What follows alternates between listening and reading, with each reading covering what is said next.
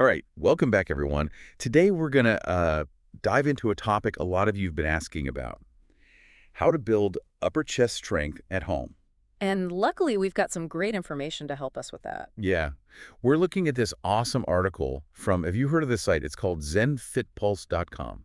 Oh, yeah, they have some great stuff. Seriously, it's a gold mine of fitness advice, super practical, Yeah. easy to understand. A lot of times people think, oh, upper chest, got to hit the gym, got to have a bench press. Right, exactly.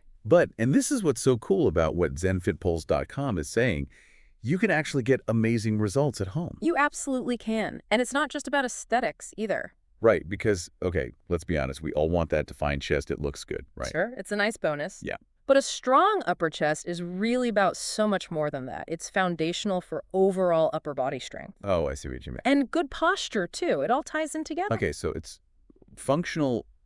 A and D looks good. I like that. But before we jump into the how-to, the actual training, let's break down the anatomy a bit. Get a little nerdy here. Gotta understand those muscles, right? Right. And I have to say, zenfitpulse.com does a fantastic job of explaining this stuff clearly. So we're talking about the pectoralis major, the big chest muscle. Everyone knows that one. Right. But here's the thing. A lot of people don't realize that it actually has two distinct parts. Oh, interesting. You have the clavicular head, which is the upper part up top. That's what gives you that broad upper chest development. Okay, so that's what we're targeting. Exactly. Right. And then you have the sternal head, which is lower down, more towards the middle of your chest. And that's more about overall chest mass.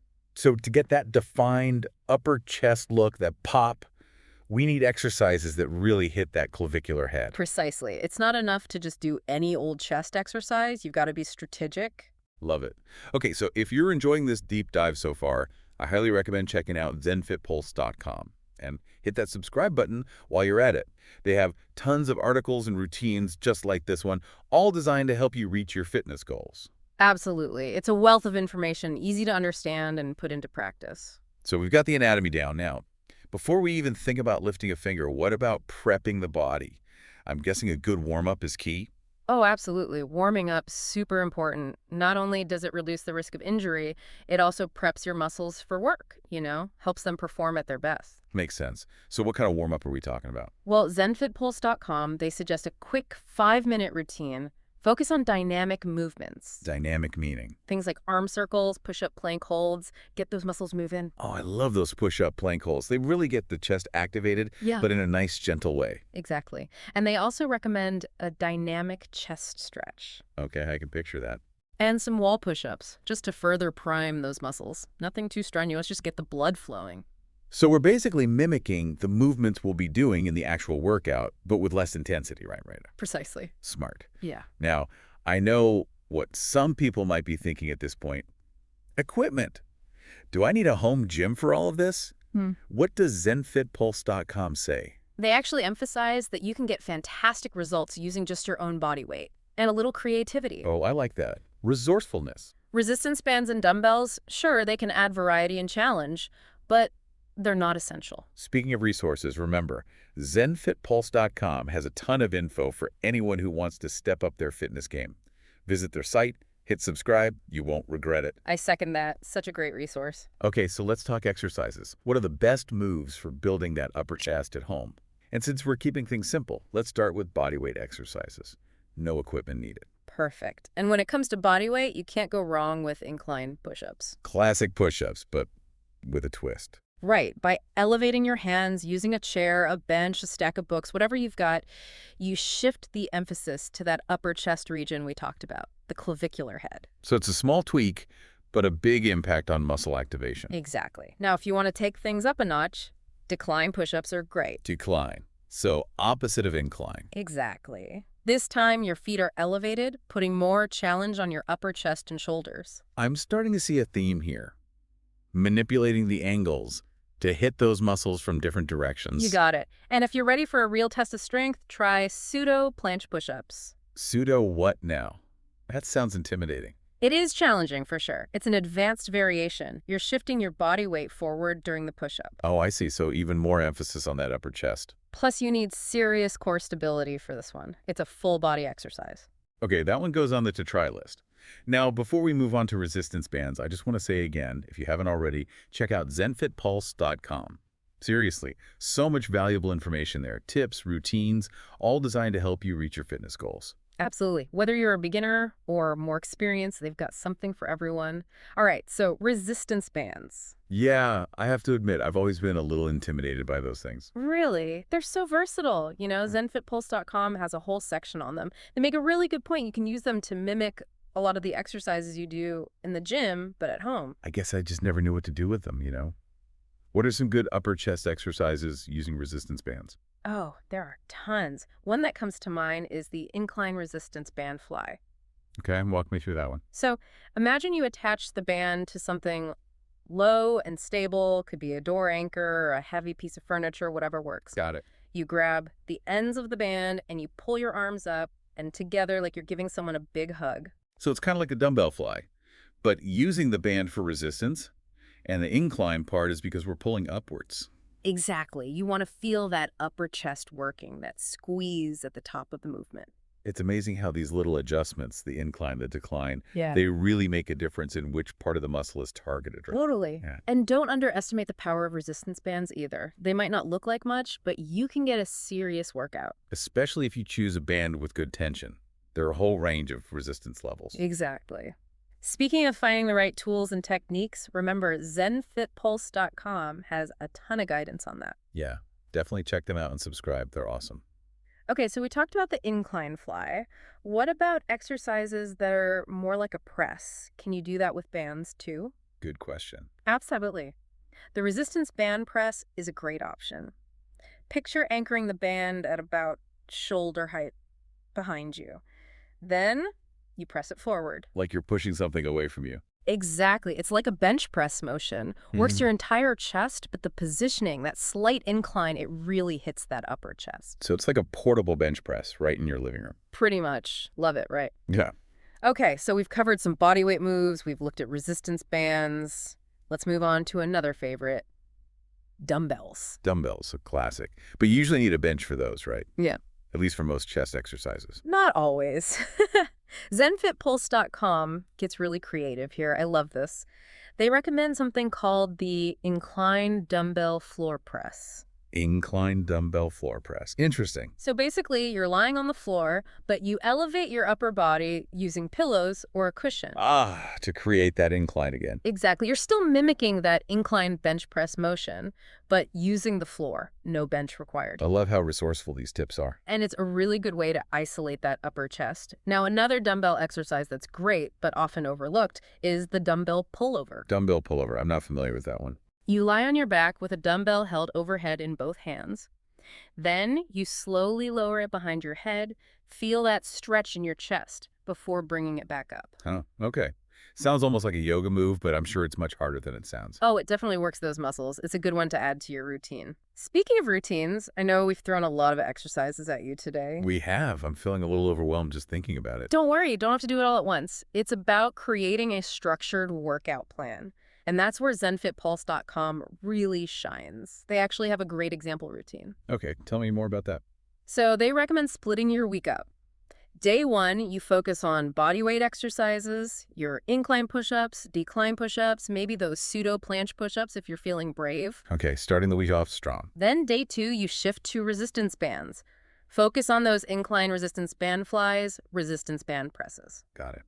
Hitting the muscles from different angles. What about day 3? Day 3 is all about dumbbells. You do your inclined dumbbell floor presses, those dumbbell pullovers we talked about. Okay, so we're mixing it up, targeting the upper chest in all these different ways. Exactly. But it's not all about going hard all the time, right? Day 4, that's a crucial day. Active rest and recovery. Yes. The rest day. I always struggle with those. I feel like I should be doing something. It can be tough, but it's so important, trust me. Muscle growth actually happens during rest, not when you're working out. So it's counterproductive to push yourself every single day. Exactly. So on day 4, you focus on light stretching, maybe some yoga, do some mobility work for your shoulders and chest. Keep the body moving, but gently. Exactly. And then day 5. What's the grand finale? Day 5 is where you bring it all together, full combo routine. You combine exercises from all the previous days. Whoa, that sounds intense. It is. But it's a great way to see your progress, see how far you've come. Okay, so we have the structure, but let's talk about mistakes. because I know I'm prone to making them. What are some common things to avoid, especially when you're working out at home without, a trainer there to correct you? Such a good point. One of the biggest ones is incorrect form. Oh, yeah, I've been there. Arching my back, letting my elbows flare out. It's easy to get sloppy when you're tired. Right. So really focus on that straight back, engage your core, keep those elbows tucked in, quality over quantity, always. And ZenFitPulse.com has some really good visuals, photos and diagrams that show you the correct form. Yes, they're great for that. Okay, so form is key. Another common mistake is overtraining. I think we're all guilty of that at some point. It's easy to get caught up in the excitement of seeing progress. Totally. But remember, rest is just as important as exercise.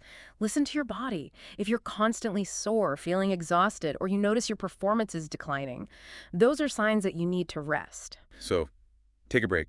Don't push it. Exactly. Okay, one more thing to keep in mind when you're focusing on upper chest training. Make sure you're training your back muscles too. Your back muscles. It's all about balance, right? Wow. You want to make sure you're developing your entire upper body harmoniously. So don't neglect those back exercises. Got it. So working those opposing muscles makes sense. All right, now let's shift gears a bit and talk about something that's crucial for a NOI fitness goal, but especially when you're trying to build muscle, nutrition. You can't build a house without bricks, right? Exactly. And protein is a key building block for those muscles. So how much protein should we be aiming for? ZenFitPulse.com mentions this, right? Yeah, they have some great guidelines. They recommend about 1.2 to 2.0 grams of protein per kilogram of body weight. Okay, that's a good range to keep in mind. So that means making sure we're eating enough protein-rich foods. Right. Eggs, chicken, fish, tofu, lentils. There's so many great sources of protein. Greek yogurt, I love that one. And don't forget about healthy fats, too. Oh, absolutely. Essential for hormone production, overall health. Avocados, nuts, seeds, olive oil, all good stuff. Can't forget about carbs either. Right. Energy. But we want the good kind, right? Exactly. Complex carbs like whole grains, fruits, veggies, rather than those simple carbs like sugary drinks and processed foods. Fueling your body right is so important. All right, last but not least, tracking progress. Yes, so motivating to see how far you've come, and also to make adjustments to your plan if you need to. Right. So how should people track their progress? Well, one way is to simply see if you can increase the number of reps you're doing or the weight you're lifting over time. So gradually challenging, you're saying? Exactly. But also, don't underestimate the power of visual changes. Ah, yes. The progress pics, before and after photos. Exactly. It's amazing to see how small, consistent efforts can lead to such big changes over time. And that's what ZenFitPulse.com is all about, really, empowering people to take control of their health and fitness. Totally agree. It's a fantastic resource, and I highly recommend checking it out. Okay, we're back and ready to wrap up our upper chest deep dive. Whew, that was a lot of info. Feeling inspired, though. It was a lot, wasn't it? We really went deep. But I think that's what makes these deep dives so useful. You really get a comprehensive understanding of the topic. Yeah. And I love how ZenFitPulse.com, they don't shy away from addressing the doubts people might have. Those like, can I really build muscle at home without weights? Oh, for sure. I think we've all been there. Like, is this even possible? Am I wasting my time? Exactly. So it's great that ZenFitPulse.com tackles that head on. They're very clear about the fact that building a defined upper chest without traditional weights, like those heavy barbells and stuff, is possible. Absolutely. It's all about using the right techniques, Right. Being consistent, challenging yourself. And they really highlight the power of those bodyweight exercises, like incline push-ups, decline push-ups. They might seem simple, but when you do them correctly, with good form, and gradually increase the challenge, you get results. It's not magic. It's science. And I appreciate that ZenFitPulse.com is realistic about the time frame, too. They're not promising overnight miracles. They say, with consistent effort, you should start seeing noticeable changes in 4 to 6 weeks. Which is totally doable, right? It gives you something to work towards. And I think that's so important. Because sometimes, people get discouraged if they don't see results immediately. Oh, absolutely. Fitness is a journey, not a sprint. It's about building those healthy habits. Now, before we wrap up completely, I want to mention one last tip from ZenFitPulse.com. This one's for the busy folks out there, the people who are like, I want to work out, but I only have 15 minutes. Oh, yeah. They have some good advice for that. What do they say? They say if you're really pressed for time, focus on those high-intensity exercises, like incline push-ups, resistance band presses. Get the most bang for your buck, so to speak. Love that. Make every minute count. So, as we wrap up this deep dive, I just want to encourage everyone listening, you've got this. Building a strong upper chest is totally achievable, even at home. You don't need a fancy gym. Absolutely. You have the power to sculpt your physique on your own terms in your own space. And if you're looking for more guidance, more inspiration, definitely check out zenfitpulse.com. It's an amazing resource. We highly recommend it. All right, that concludes our deep dive into upper chest home workouts. We hope you learned some new tips and feel motivated to get started.